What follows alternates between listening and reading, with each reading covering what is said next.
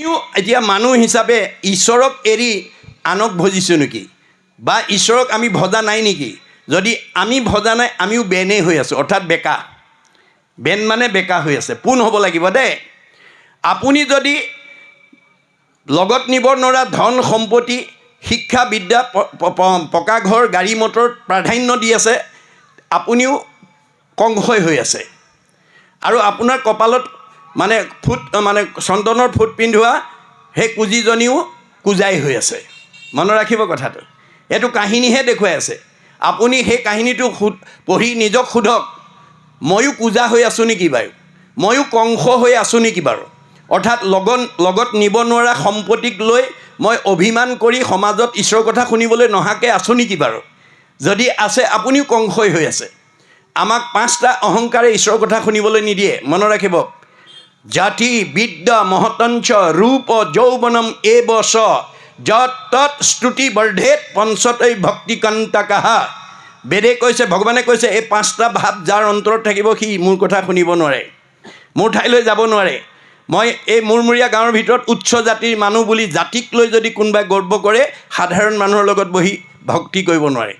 মই এইখন গাঁৱৰ ভিতৰত আটাইতকৈ বেছি ডিগ্ৰীধাৰী, পুথিগত ডিগ্ৰী মোৰ সমান নাই, এই বুলি পুথিগত ডিগ্ৰীক যদি কোনোবাই প্ৰাধান্য দিয়ে তেতিয়াহ'লে তেওঁ সাধাৰণ মানুহৰ লগত বহি ঈশ্বৰৰ কথা শুনিব নোৱাৰে।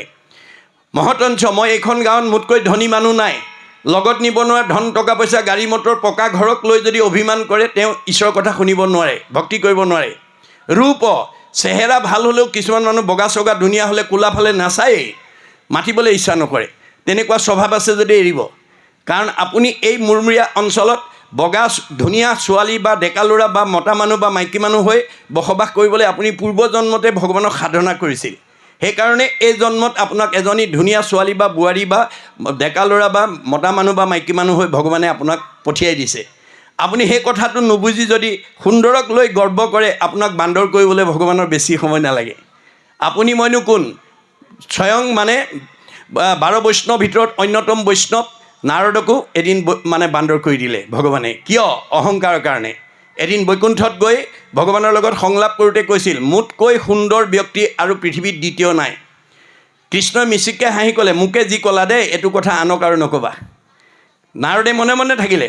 ওলাই অহাৰ পিছত আকৌ আগৰ ভাৱটো আহি গ'ল, মই দেখিবলৈ ধুনীয়া, এইটো ক'লেও অপৰাধ হয় নেকি? এওঁ আকৌ অহংকাৰ আহিলে। সকলোৰে হৃদয়তে ভগৱন্ত আছে। আপুনি কি ভাবে ভগৱন্তই জানে। এতিয়া ইয়াক যদি সংস্কাৰ কৰি দিয়া নাযায়, এই অহংকাৰে এদিন তেওঁক সমাজৰ পৰা আঁতৰ কৰি দিব। কাৰণ অহংকাৰী মানুহক কোনো মানুহে ভাল নাপায়।